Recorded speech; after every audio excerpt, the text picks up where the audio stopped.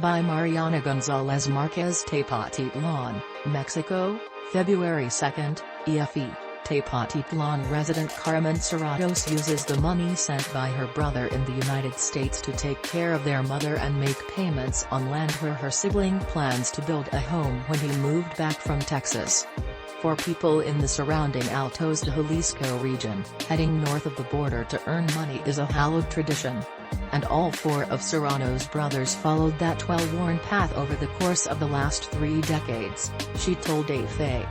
Last year, the more than 38 million Mexicans in the U.S. sent home $51.6 billion in remittances, breaking the record set in 2020, and just over 10% of that total went to Jalisco, one of Mexico's 32 states. Remittances have become Mexico's second-largest source of hard currency after auto exports, and some 10 million families depend on the wire transfers to keep their heads above water. In light of that, it's not surprising that President Andrés Manuel López Obrador regularly refers to Mexicans working abroad as heroes. The money sent home is equivalent to 4% of Mexico's gross domestic product, Deputy Central Bank Chief Jonathan Heath said Tuesday on Twitter. Around 55.7 million Mexicans, or 43.9% of the population, live in poverty, according to official figures. Data indicate that only India and China, each home to more than 1 billion people, receive more in remittances than Mexico. Carmen's brother Ricardo, a locksmith, wires her roughly $350 a month, enough to support their ailing mother and to buy a plot of land for him in anticipation of his eventual return.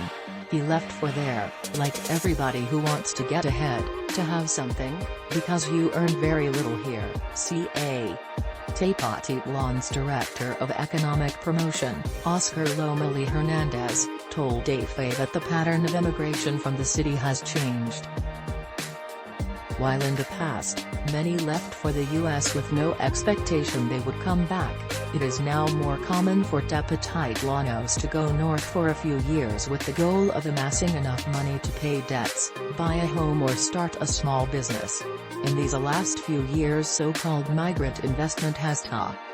There are migrants who have restaurants and begin to generate an economic flow managed by their families. The surge in remittances over the last 2 years has surprised some analysts, who reasoned that economic dislocations caused by the COVID-19 pandemic would cause a decline in the cash transfer. Jesus Munoz and Maria de Jesus Lara wed nearly 58 years ago, and it was nearly 4 decades ago that their son and one of their daughters emigrated to the U.S.